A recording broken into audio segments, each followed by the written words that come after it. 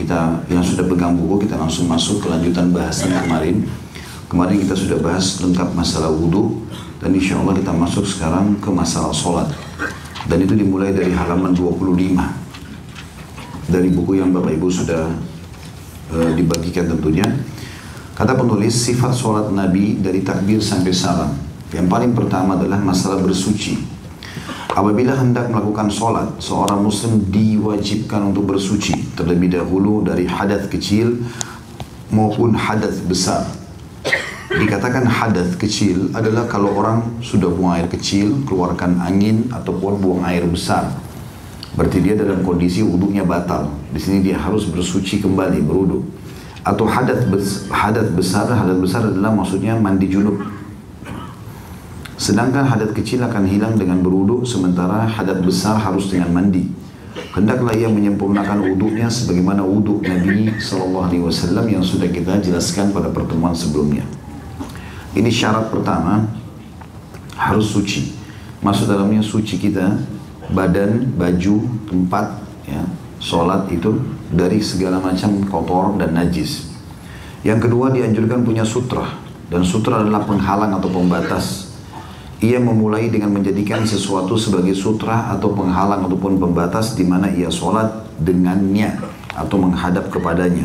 Sebagaimana puntut nomor 1 HR atau hadits riwayat Bukhari. Hal ini dilakukan apabila ia menjadi imam dan ia sholat dan atau imam.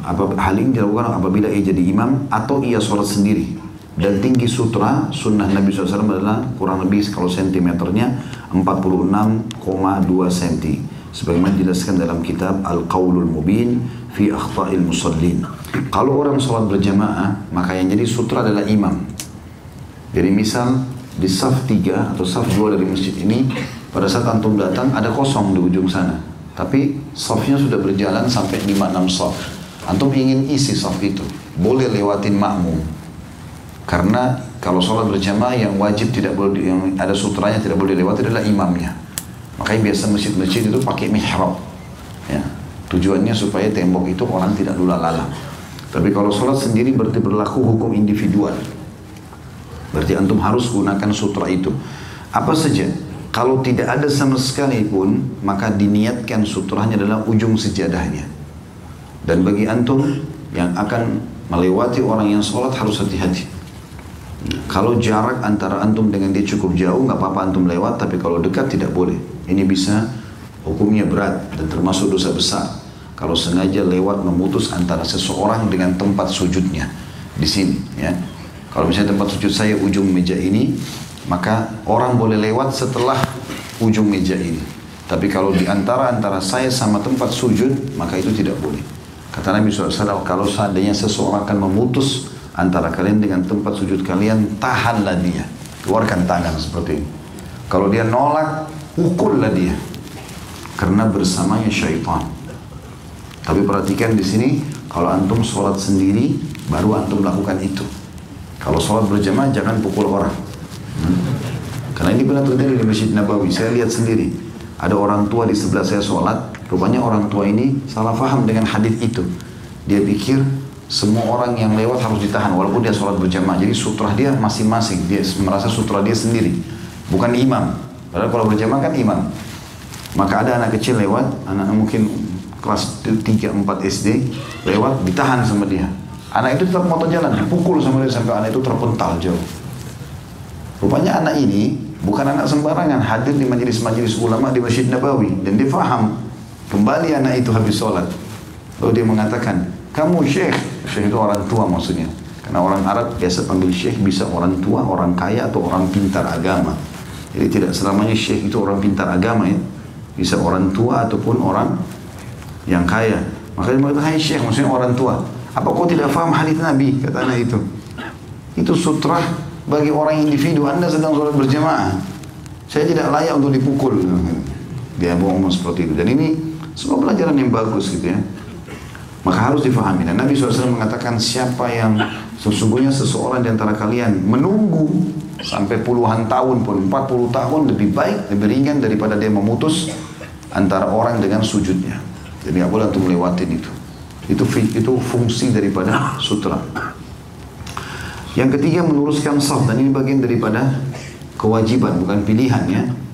Kemudian apabila menjadi imam, hendaklah ia menoleh ke kanan seraya mengatakan istawu.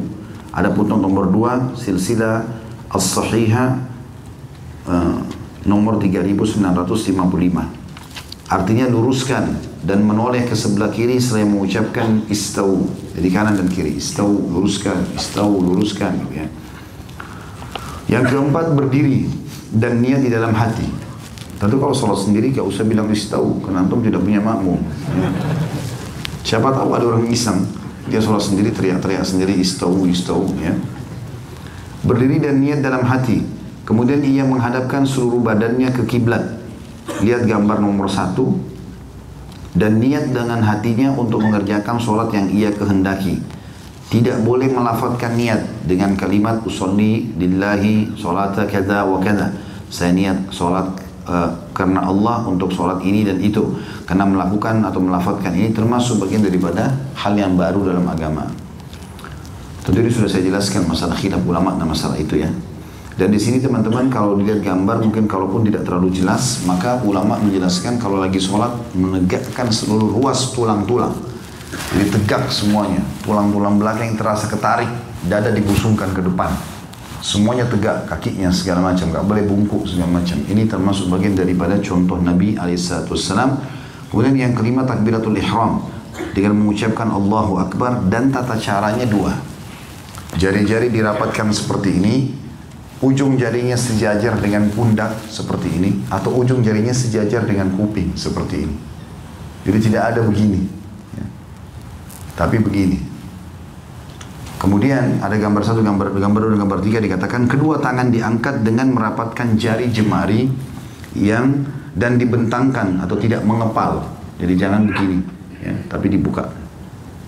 Kedua telapak tangannya dihadapkan ke kiblat dan diangkat setinggi bahu atau sejajar dengan kedua daun telinga. Footnote nomor 4, hadis muttafaqun alaih, riwayat Bukhari Muslim.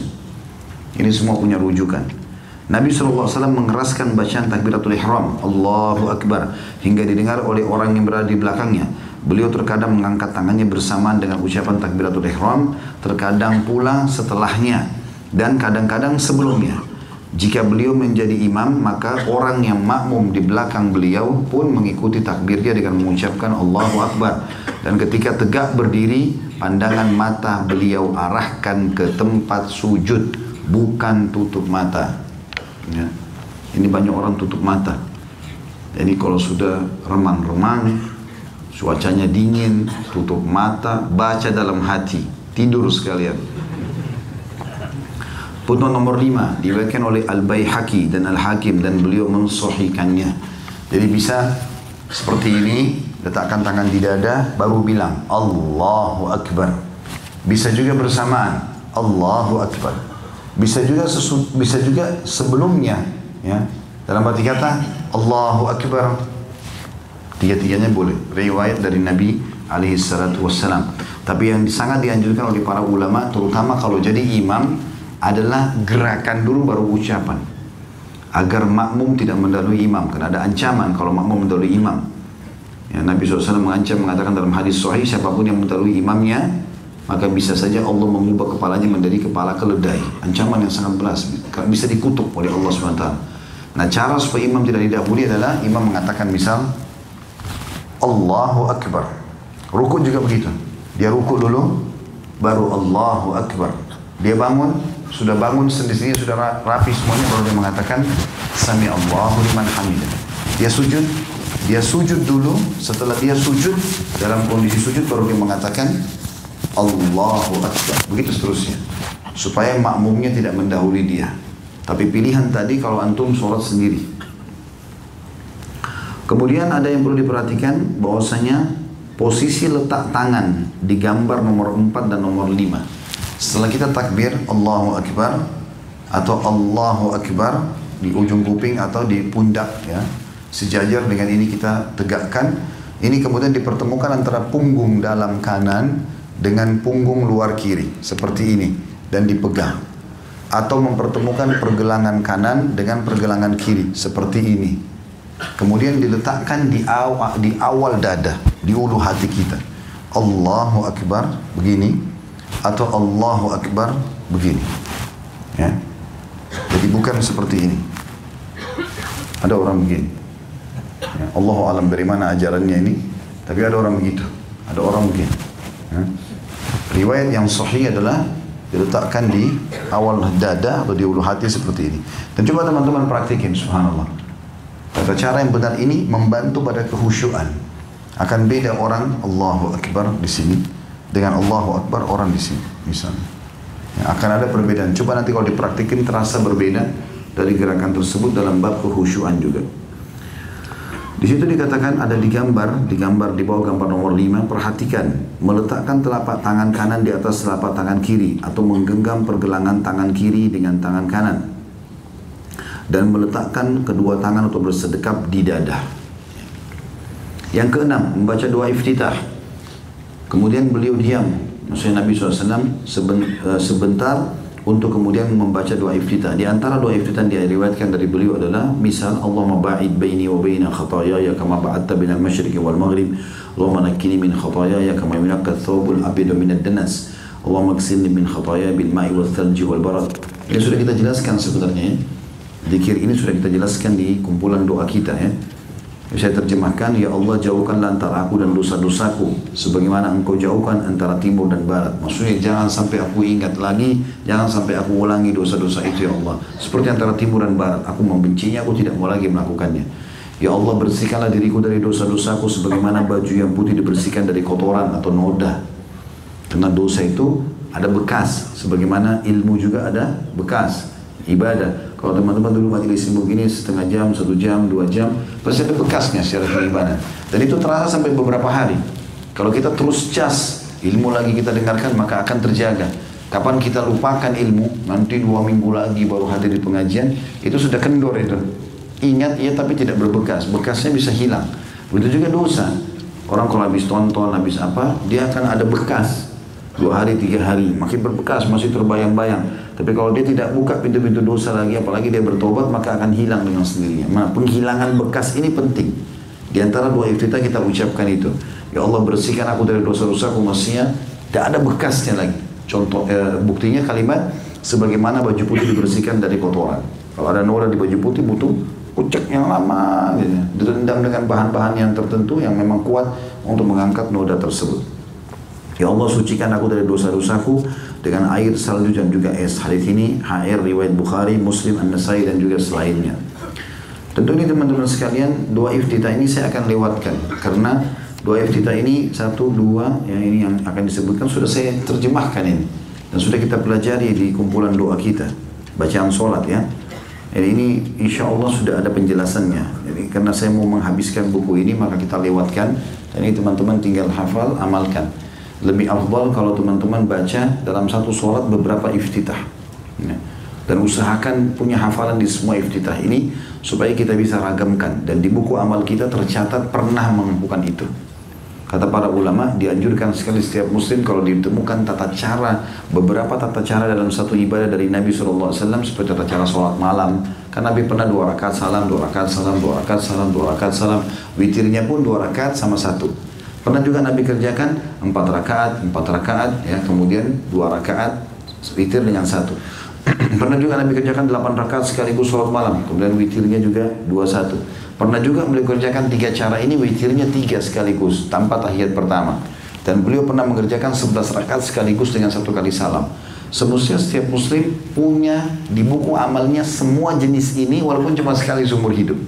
Supaya tercatat di buku amalnya dia pernah kerjakan. Jangan pernah ada perintah baginda Nabi SAW walaupun sunnah yang kita luputkan. Usahakan pernah kita kerjakan walaupun sekali, itu yang dimaksudkan. Termasuk doa iftitah. Kita tidak tahu mana yang lebih besar pahalanya dibandingkan yang lain, maka semuanya diamalkan. Dan tidak ada kata-kata tidak bisa dalam kamus seorang muslim. Harus bisa dihafal dan diamalkan. Siap? Alhamdulillah. Walaupun masih lemas kayak orang belum makan siang.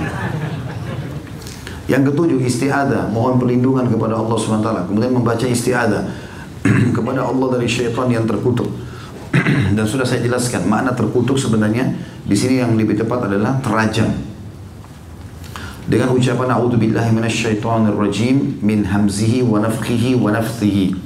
Aku berlindung kepada Allah dari syaitan yang terkutuk. Jadi ar-rajim bisa makna terkutuk, bisa makna dirajam, dilempar dengan panah-panah api oleh para malaikat. Dari kegilaannya. Kenapa dikatakan syaitan gila? Karena dia tidak pernah mau berhenti menggeda Bani Adam. Kita baca a'udzubillahi minasyaitonirrajim, dia pergi terbakar, sepupunya datang. Dia kita baca lagi istiadah, pamannya datang, tidak selesai-selesai. Sampai kata Nabi SAW, syaitan itu berjalan di tubuh anak Adam seperti mengalirnya darah. Kesombongannya, jadi semua sifat sombong datang dari syaitan. Dan tidak boleh sama sekali seorang muslim sombong. Kata Nabi SAW, siapa yang dalam hatinya seperti biji sawi dari kesombongan tidak akan mencium bau surga. Dan syairnya yang tercelah. Nah, syair tercelah maksudnya adalah bisikan-bisikannya yang membuat kita terjerumus dalam dosa sehingga kita tercelah. Hadis ini riwayat Abu Dawud, Ibnu Majah dan Darul Qutni dan disahihkan oleh Syekh Albani dalam Sifatus Salatun Nabi alaihi salatu wassalam. Atau mengucap a'udzu billahi as-sami'il 'alim minasyaitonir rajim. Aku berlindung kepada Allah yang Maha mendengar, Maha mengetahui dari syaitan yang terkutuk. Hadis ini HR footnote nomor 10 Abu Dawud dan Tirmidzi disahihkan oleh Syekh Albani dalam Sifat Salatin Nabi sallallahu alaihi wasallam. Ini maksudnya sebelum membaca Al-Fatihah ya. Setelah baca iftitah, kita dianjurkan baca isti'adzah. Dan isti'adzah ini hanya dibaca di rakaat pertama. Rakaat kedua pada saat membaca Al-Fatihah tidak butuh baca isti'adzah lagi. Contoh dari Nabi SAW cuma sekali. Kemudian membaca basmalah yang ke-8. Bismillahirrahmanirrahim. Dengan nama Allah yang Maha Pengasih lagi Maha Penyayang. Putun nomor 11. Muttafaqun alaih. Riwayat Bukhari Muslim. Nabi SAW mensirkan. Apa sir itu? Mengecilkan atau tidak mengeraskan suara. Bacaan basmalahnya. Bukan menghilangkan ya. Karena ada orang baca dalam hati. Tidak, dia harus mengeluarkan suara. Termasuk sholat sir, mengecilin suara kayak duhur sama asar. Tadi duhur kita kerjakan, itu jangan baca dalam hati. Antum bisa tidur nanti.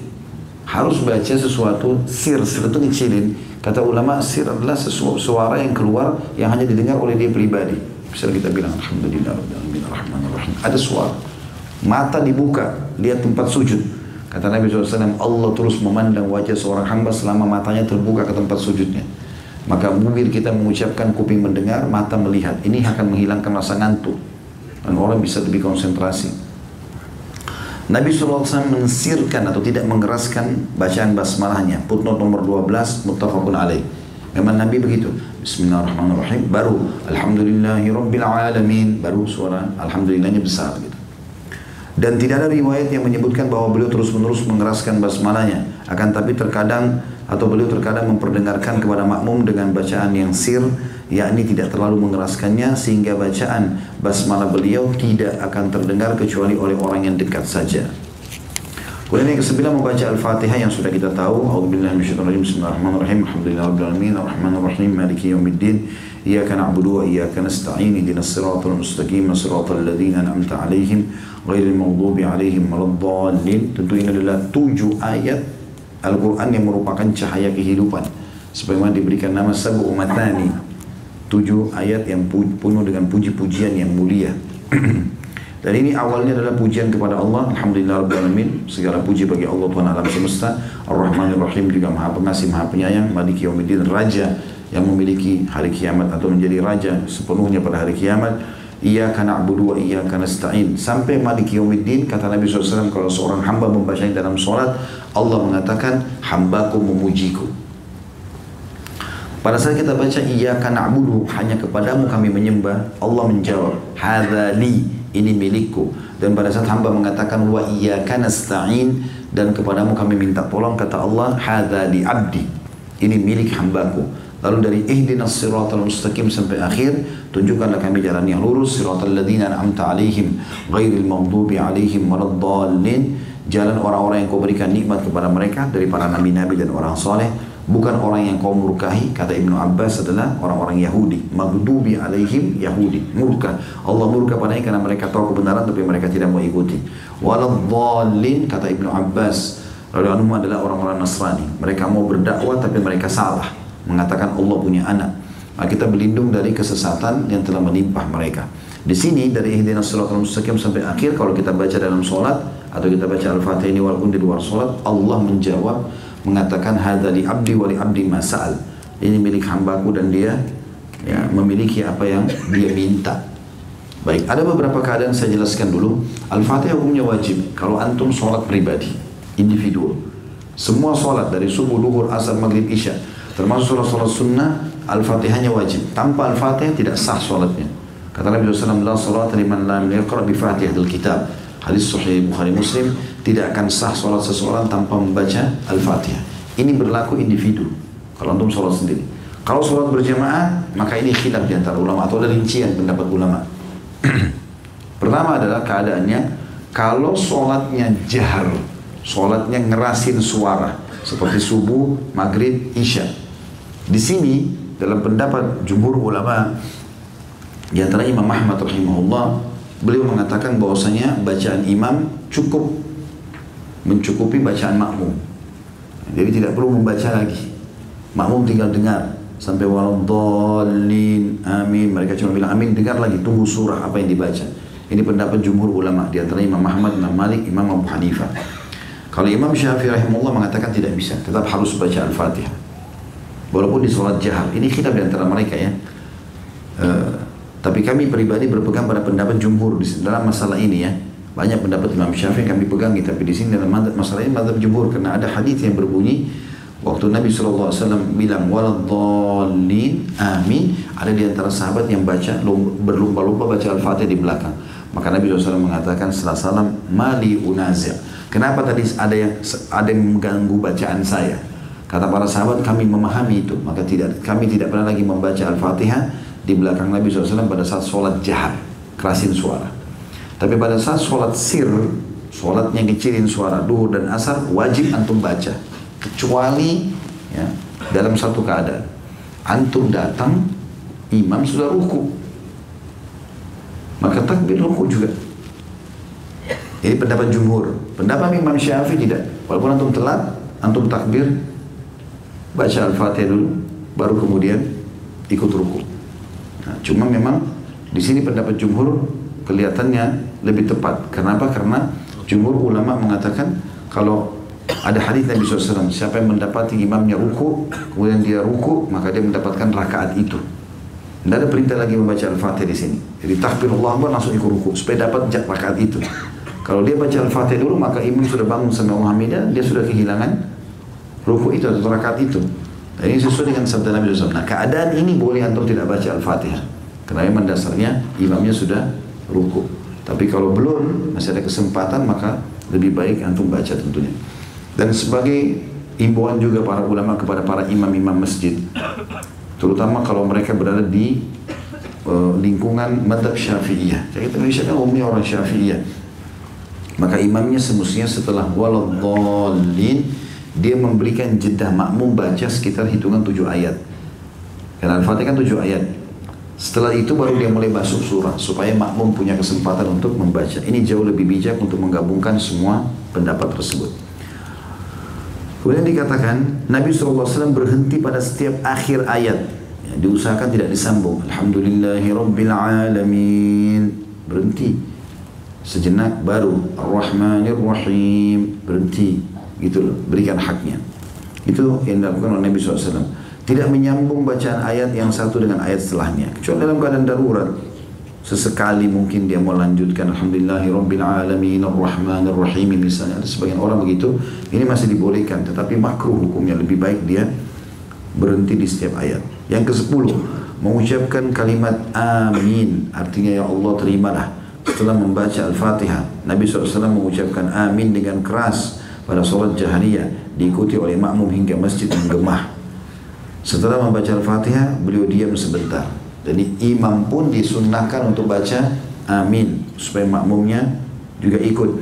Dan kata Nabi SAW, siapa yang aminnya sama dengan amin imamnya, maka atau dalam riwayat aminnya, siapa yang aminnya sama dengan aminnya imamnya, maka akan sama dengan aminnya malaikat, maka akan diampuni dosa-dosanya. Yang ke-11, membaca salah satu surah atau ayat Al-Quran. Dikatakan kemudian beliau SAW membaca sebagian ayat Al-Quran atau dari Al-Quran, surah apa saja yang antum sudah hafal. Terkadang beliau SAW membaca satu surah secara lengkap dalam setiap rakaat, dan inilah yang umumnya beliau lakukan. Terkadang beliau membaca satu surah saja yang diselesaikan dalam 2 rakaat. Ya. Misalnya 5 ayat, dan kadang-kadang beliau hanya membaca sebagian ayat saja dari satu surah dalam Al-Quran. Beliau membaca surah tersebut dengan cara berhenti pada setiap akhir ayat, tidak menyambung suatu ayat dengan ayat lainnya. Nabi SAW membaca Al-Fatihah dan surah yang dibaca setelahnya dengan keras pada sholat subuh dan pada 2 rakaat pertama dari sholat maghrib dan isya. Sedangkan pada sholat duhur dan asar beliau mensirkannya. Setelah selesai membaca surah dari Al-Quran, beliau berhenti sejenak. Kira-kira nafasnya kembali tenang sebelum beliau ruku. Ini insya Allah poin setelahnya masalah ruku.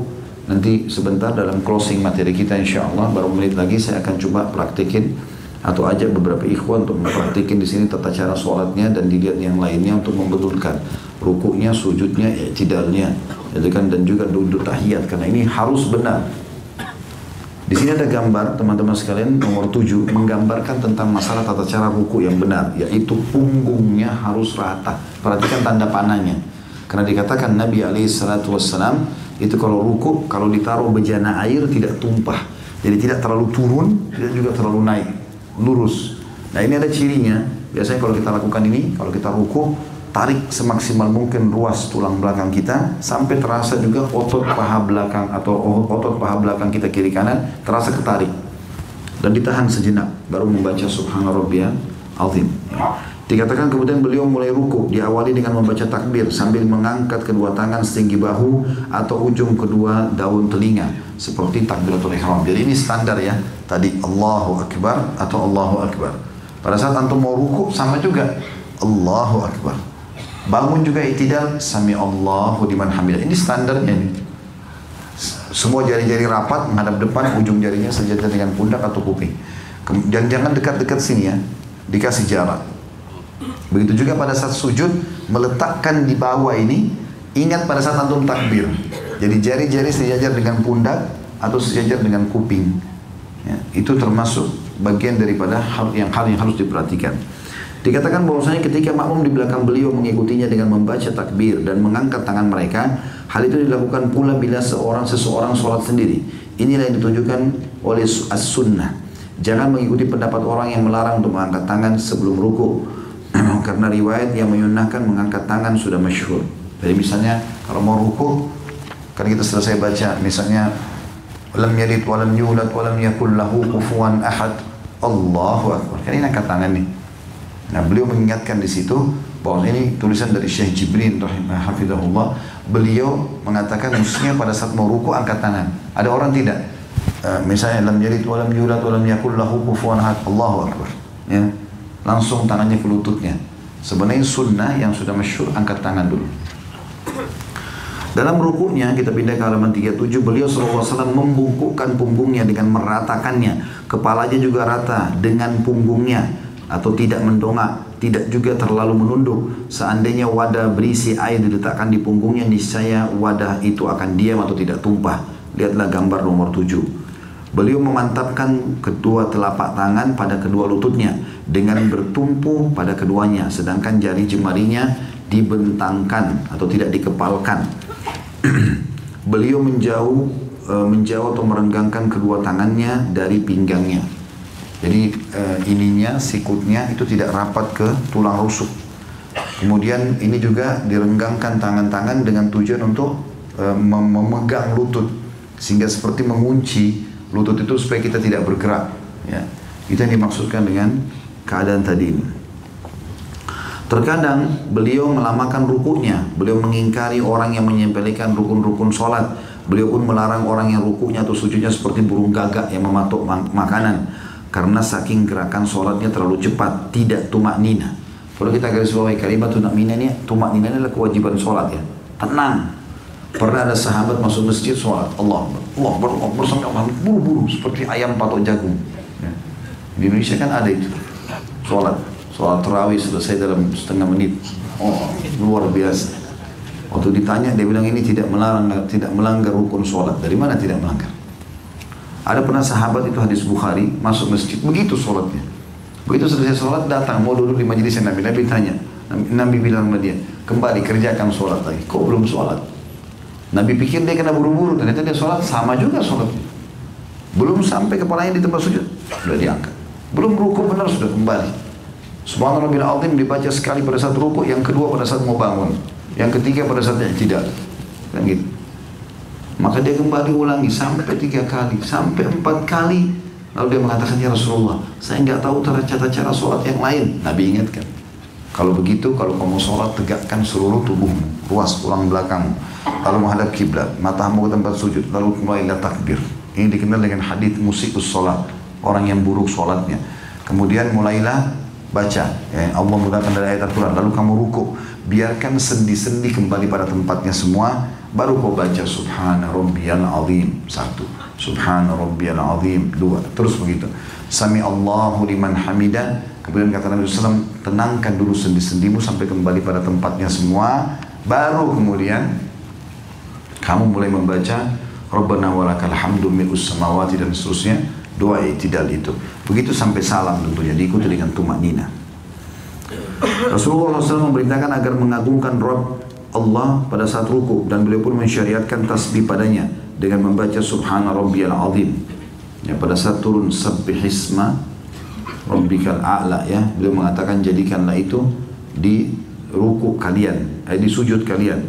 Dan pada saat turun ayat firman Allah SWT tentang menyuruh tasbih Allah dan mengagungkannya Subhana Rabbiyal Azim, maka beliau mengatakan letakkan itu pada ruku kalian. Dan ini wajibnya sekali, sunnahnya 3 kali tentunya. Maha suci Rabb yang maha agung, ada putun nomor 14 hadis riwayat Ahmad, Ibnu Majah, Abu Dawud dan juga Darul Qutni, dan disahihkan oleh Syekh Albani dalam Mishkatul Masabih nomor 881. Juga terkadang beliau membaca Subuhun Kudusun Rabbul Malaikati Warruh, maha suci engkau dan maha bersih dari apa yang disifatkan oleh orang musyrik, para Rabb, para malaikat dan ruh ataupun Jibril. Putun nomor 16 HR atau hadis riwayat Muslim.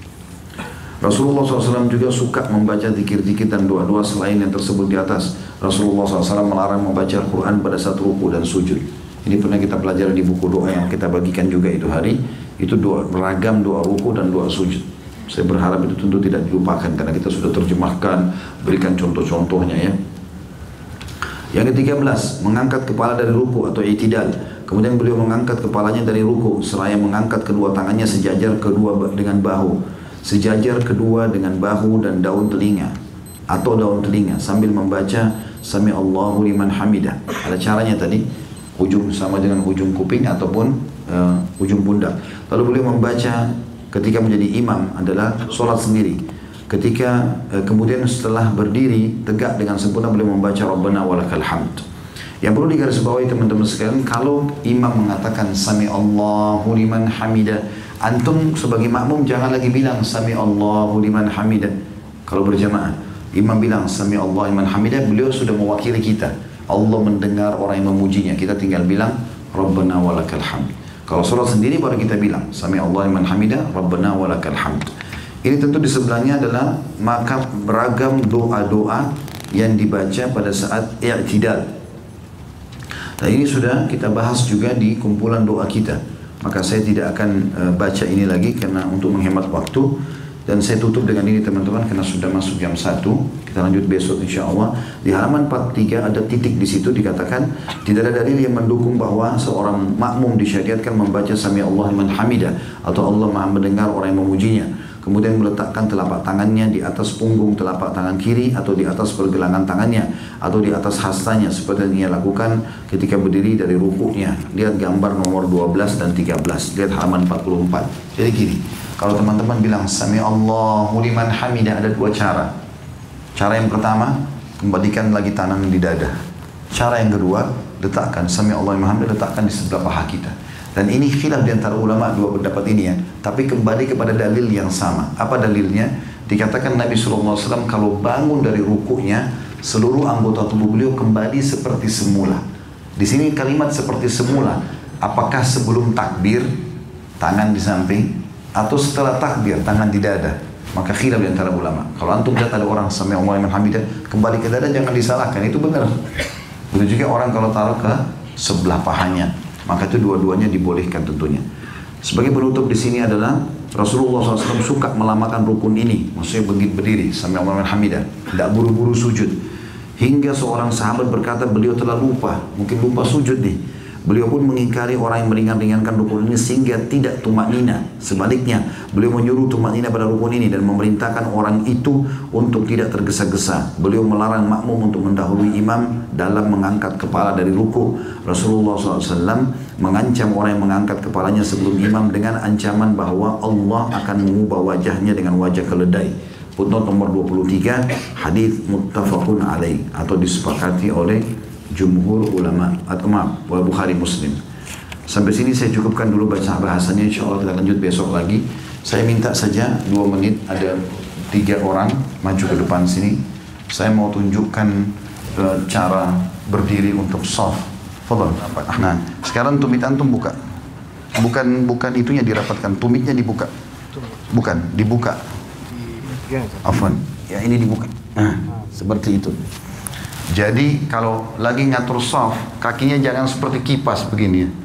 Tetapi ini tumitnya dibuka dan ukurannya ukuran standar pundak ini ukuran standar ya.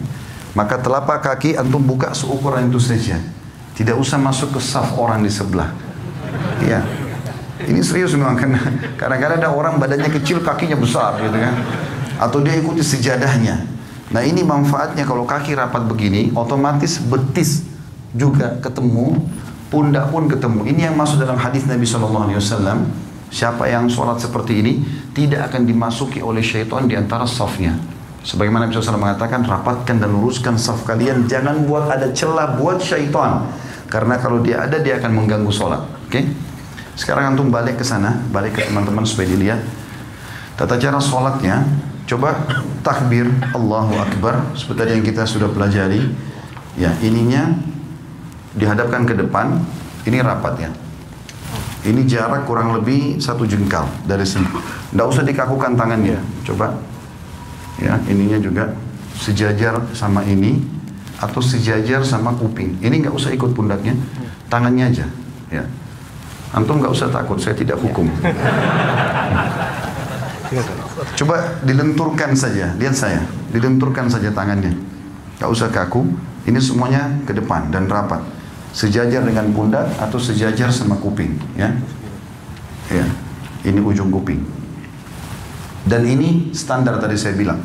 Ini standarnya. Takbir. Kalau mau ruku juga Allahu Akbar, ya. Kalau mau sujud juga sama nanti. Sudah? Sekarang letakkan di dada saat takbir, ya, di ulu hati saja. Ya. Ini cara yang pertama adalah punggung kanan ketemu sama punggung kiri.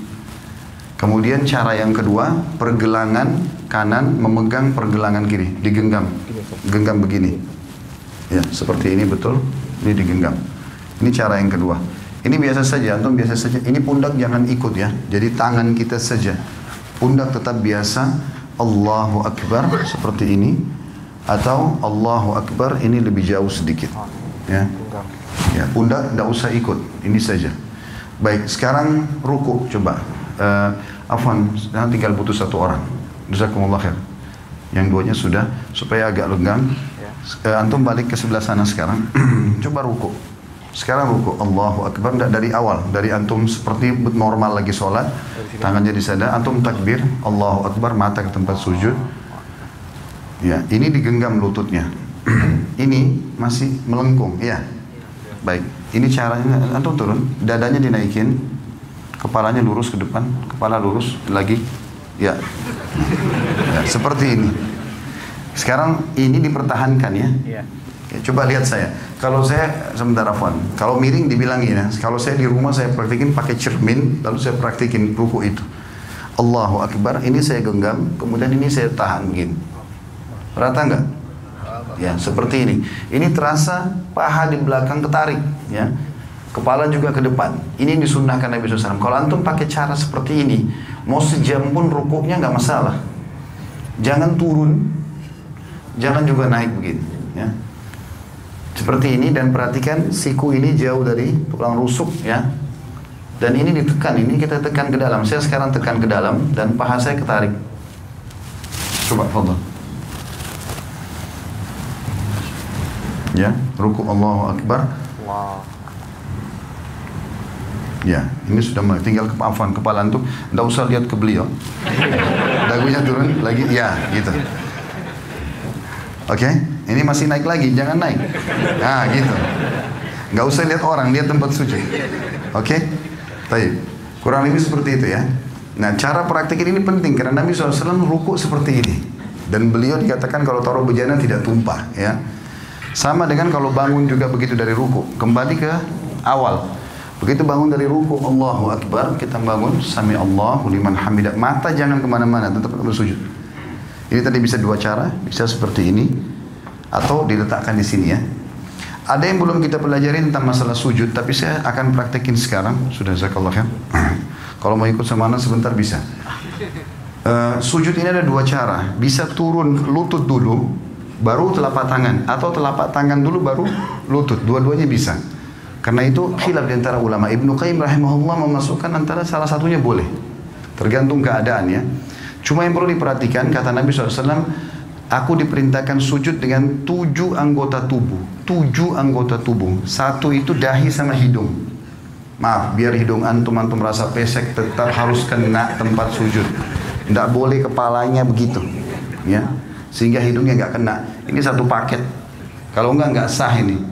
Ini satu paket. 1, kemudian 2, 3. Jadi ini sudah 2 telapak tangan sama dahi ini, berarti 3. Lutut 2, berarti 5. 2 telapak kaki, 7. 7 anggota tubuh ini.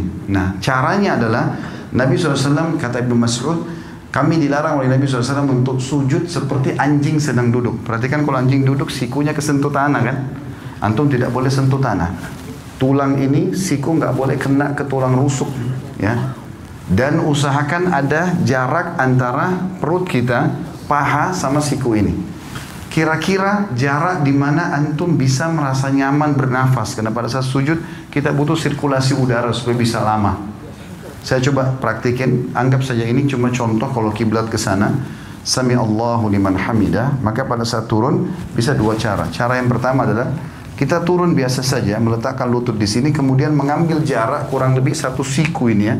Di sini 1 siku ini jaraknya, baru meletakkan tangan di sini.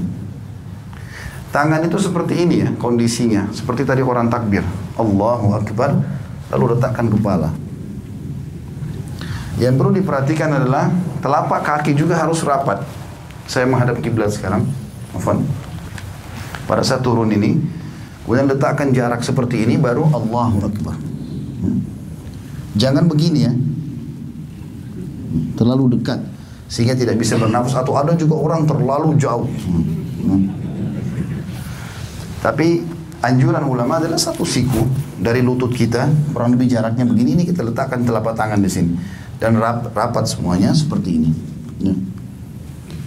Atau cara yang kedua itu adalah telapak tangan dulu yang turun. Telapak tangan dulu yang turun, maka tata caranya tidak boleh seperti unta duduk.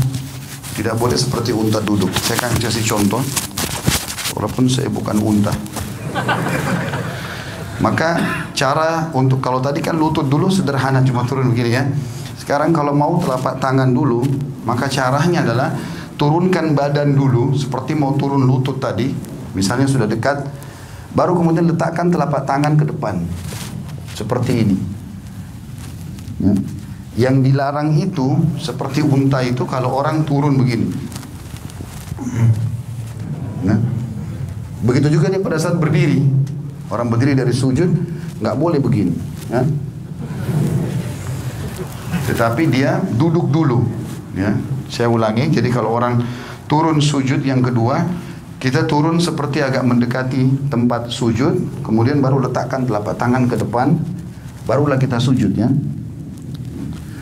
Duduk di antara 2 sujud, menegakkan seluruh ruas tulang belakang sampai terasa dada terbusung ke depan. Jari-jari tetap rapat, ujung jari-jari berada di ujung paha. Kemudian kita sujud lagi. Allahu Akbar.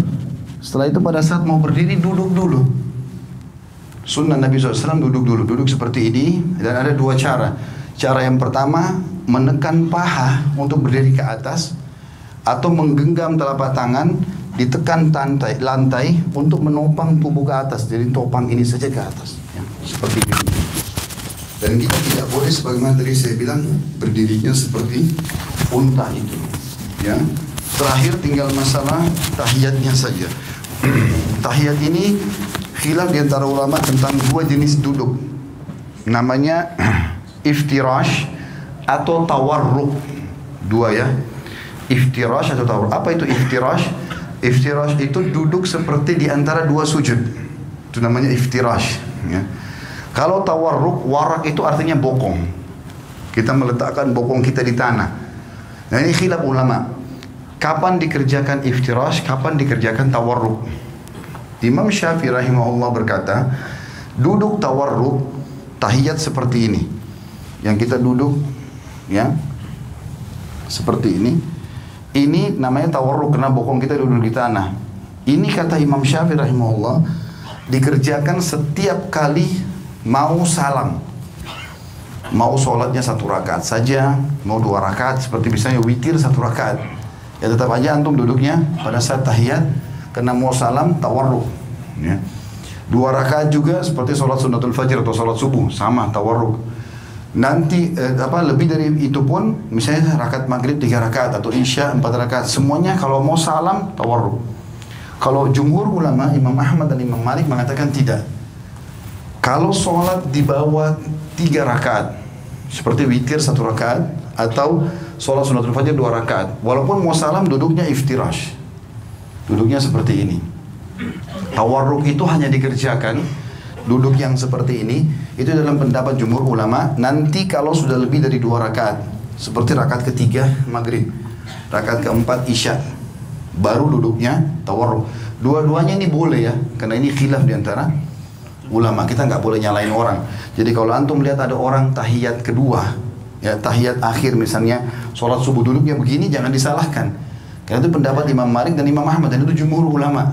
Mereka mengatakan justru kalau lebih dari 2 rakaat, rakaat ketiga baru kemudian duduknya tawarruk ya. Tapi Imam Syafi'i mengatakan tidak. Jadi kalau ada yang sholat witir pun 1 rakaat sudah iftirash tawarruk, maka itu berarti mengikuti mazhab Syafi'iyah. Tinggal yang saya mau titik beratkan teman-teman, masalah salam dan tata cara mengubah dari iftirash ke tawarruk. Sekarang kan kalau iftirash itu seperti ini. Telapak kaki kiri kita dipakai duduk ya. Bagaimana caranya mengubah ini dari ini ke tawarruk? Perhatikan ya. Caranya adalah cuma memasukkan telapak kaki kiri ke bawah tulang kering kanan. Contoh, cuma begini saja. Ini dimasukkan, lalu kita duduk di tempat yang sama. Jangan begini, karena banyak orang kita begitu. Dia duduk begini langsung dia dorong orang ke sana semua.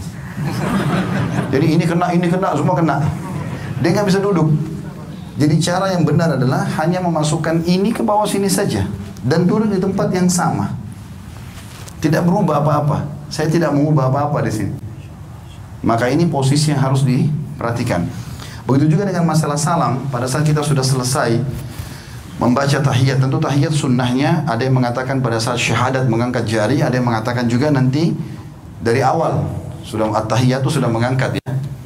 Dan hadis riwayat Tirmidzi khilaf antara ulama tentang masalah itu, tentang hadis Nabi SAW bahwasanya gerakan jari di tasyahud lebih keras bagi iblis daripada cambukan besi. Ada yang menghasankan, ada yang melemahkan. Kalau saya termasuk yang berpegang pada menghasankan hadisnya, sehingga menggerakkan jari itu, menggetarkannya bagian daripada sunnah Nabi SAW. Intinya antum setelah baca tahiyat tinggal salam. Dikatakan Nabi SAW kalau salam terlihat pipi putih atau putih pipi beliau oleh makmum di belakang. Jadi seperti ini. Assalamualaikum warahmatullah. Terasa ini tertarik. Tahan sebentar, baru Assalamualaikum warahmatullah. Badannya nggak usah ikut salam ya. Cuma leher saja. Assalamualaikum warahmatullah. Assalamualaikum warahmatullah. Sampai situ. Mengusap wajah nggak ada dalam syariat. Jadi cukup situ berarti sudah selesai sholatnya. Allahu a'lam. Ini tata caranya sementara dan di buku itu juga sudah ada insyaallah. Besok kita akan lanjutkan lagi bahasannya. Begitu saja insyaallah kita akan bahas besok lagi lanjutannya. Subhanakallahumma bihamdika asyhadu an la ilaha illa anta astaghfiruka wa atubu ilaik. Wassalamualaikum warahmatullahi